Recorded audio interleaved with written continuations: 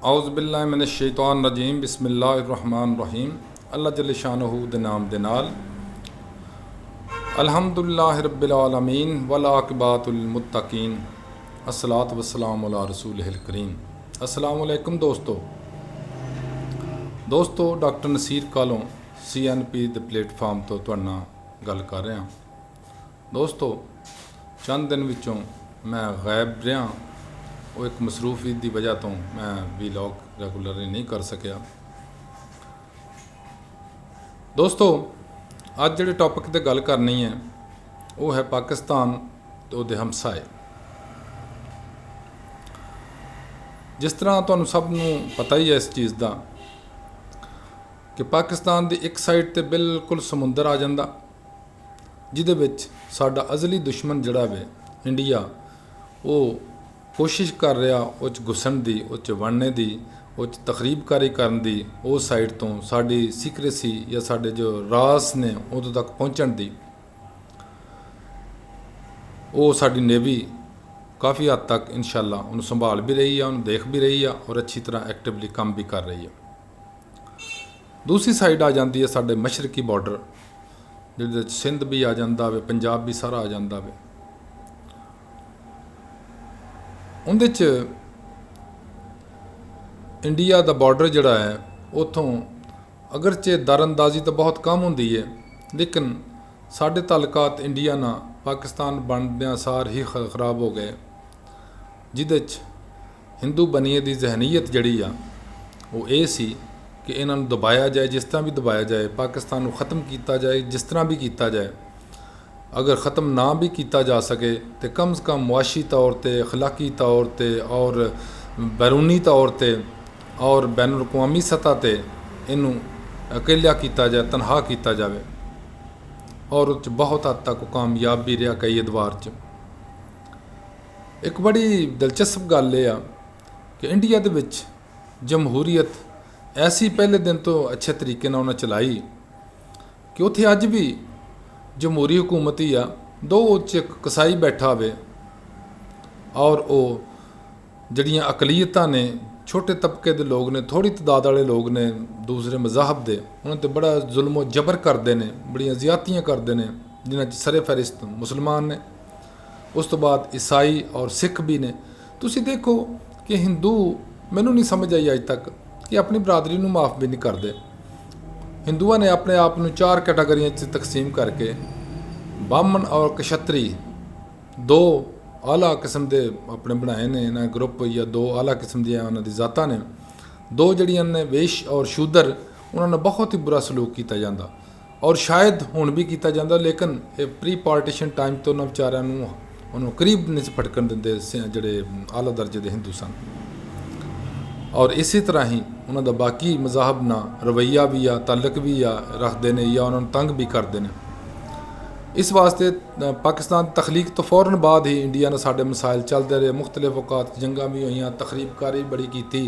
लेकिन लुत्फ की गल यह आ कि पाकिस्तान तखरीबकारी का खुद शिकार होंदा जो इंडिया करवा रहा वे, लेकिन बैनुल अक़वामी सतह के उत्ते साडियां हुकूमतां ऐसे ने जैसे गूंगियां ने और ये अपना दफा भी नहीं कर सकते। उल्टा इंडिया तखरीबकारी भी साढ़े च कर जाता और बुरके वाह वेला मचाउंदा वा, खप पाउंदा वा, चिल्लाउंदा वे कि पाकिस्तान मेरे मुल्क च आके तखरीबकारी कर गया। कैसा अजीबो गरीब हैरानगी की गल है कि असी अपना दिफा भी नहीं सही तरीके नाल कर सकणगे, नुकसान भी साडा और परचे भी साडे ते। जिस तरह अज मुआशरे च हो रहा ना, एक जालिम जुल्म भी करदा और फिर परचा भी वो बेचारे मजलूम ते दे दिंदा। इसी तरह ही है कि इंडिया ने सानू अपना गुलाम बनाने वास्ते या जेरे बाहर लियाउण वास्ते या सानू दबाउण वास्ते सारे हरबे इस्तेमाल करता, बैनुल अक़वामी सतह पर बैठ के जो भी वो कर सकता, हत्ता कि साडे पानी ते कब्जा करके बैठा। जिहड़े साडे दरिया सानू मिले भी सन, साडे हक जो उन्हां दा फैसला भी होया सी, उन्हां ते भी उन्हें डैम बनाने शुरू कर दिते ने। और उत्थे इंडिया के अंदर बिजली बहुत सस्ती मुहैया कर रहे हैं अपने इंडियनस नूं। लेकिन बदकिस्मती साडी ये आ कि साडे जड़ी भी हुकूमत आई उन्हें इस दे उत्ते कि बिजली बनाउण दे उत्ते कोई काम करदे, इन्हां ने जनाब पावर प्लांट ठेके ते लैके ते शुरू करा ले, रेंट ते लैने शुरू करते, किराए ते लिया के शुरू करते, कौम लुटना बड़ी महंगी बिजली, डॉलरां 'च पेमेंट और मुल्क की तबाही ला छड्डी और बिजली भी महंगी तो मिलती भी नहीं। हुण गरीबां दे जिस वेले बिल आए तो चीख रहे हैं। इंडिया के नाल दूसरी साइड पर आ जाता चीन। चीन नाल साडे बहुत अच्छे तलकात रहे ने शुरू तो ही, लेकिन पता नहीं की गल आ, सानू अपने मुल्क तो ज़्यादा क्यों अपने आका नू ज़्यादा मुहब्बत है, ज़्यादा प्यार है। असीं अपने मुल्क के मफादात की बजाय अपने आका अमरीका के मफादात की क्यों हिफाजत करने आ, क्यों वो वास्ते अपने आप को जलीलो खार करने आ, अपने बंदे मरवाने आ, अपना नुकसान उठाने आ और अपने मसाइल जान बुझ के कूद जाने आ। मैनू अज तक समझ नहीं आई भी की मामला वा। चीन हमेशा तो पाकिस्तान के काम आया, लेकिन हुण जड़ा CPEC बन रहा सी, चल रहा सी, उत्ते भी सुनिया कम तकरीबन बंद हो रहा या कम हो गया वगैरह वगैरह। दूसरी साइड मगरब की साइड पर आ जाओ, मगरब की साइड पर आ जाता। एक साइड तो ईरान है। ईरान अगरचे साडा बरादर मुल्क है, नाल ही उहदे आ जाता अफगानिस्तान, वो भी साडा बरादर मुल्क, इस्लामी मुल्क है।